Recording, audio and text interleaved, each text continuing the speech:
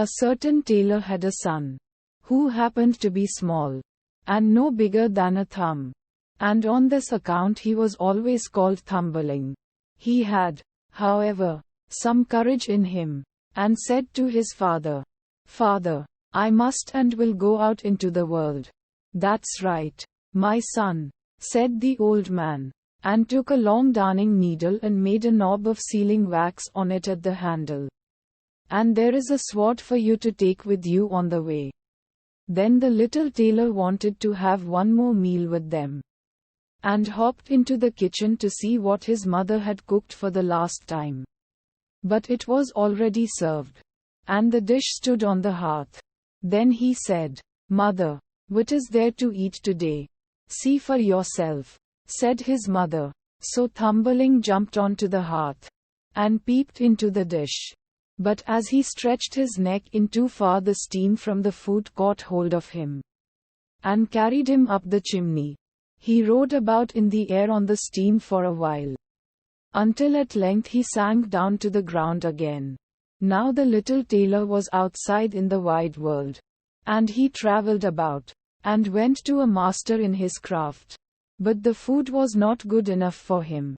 "Mistress, if you give us no better food," said Thumbling, "I will go away, and early tomorrow morning I will write with chalk on the door of your house, 'Too many potatoes, too little meat.' Farewell, Mr. Potato King. What would you have forsooth?" "Grasshopper," said the mistress, and grew angry, and seized a dishcloth, and was just going to strike him. But my little tailor crept nimbly under a thimble, peeped out from beneath it, and put his tongue out at the mistress. She took up the thimble, and wanted to get hold of him. But little Thumbling hopped into the cloth, and while the mistress was opening it out and looking for him, he got into a crevice in the table. "Ho, ho, lady mistress," cried he, and thrust his head out. And when she began to strike him, he leapt down into the drawer. At last, however, she caught him and drove him out of the house. The little tailor journeyed on and came to a great forest, and there he fell in with a band of robbers who had a design to steal the king's treasure. When they saw the little tailor, they thought, "A little fellow like that can creep through a keyhole and serve as picklock to us." "Hi, there," cried one of them, "you giant Goliath, will you go to the treasure chamber with us? You can slip yourself in and throw out the money."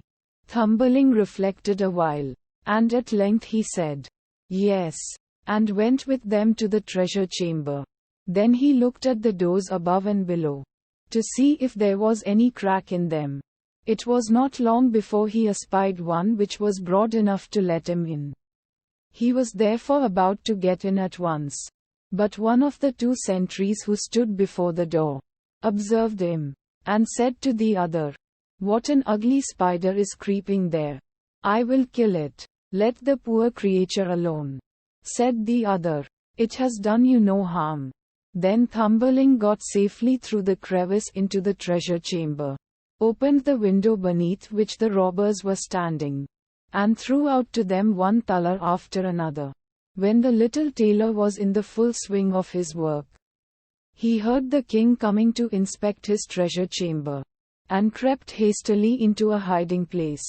The king noticed that several solid thalers were missing, but could not conceive who could have stolen them, for locks and bolts were in good condition, and all seemed well guarded.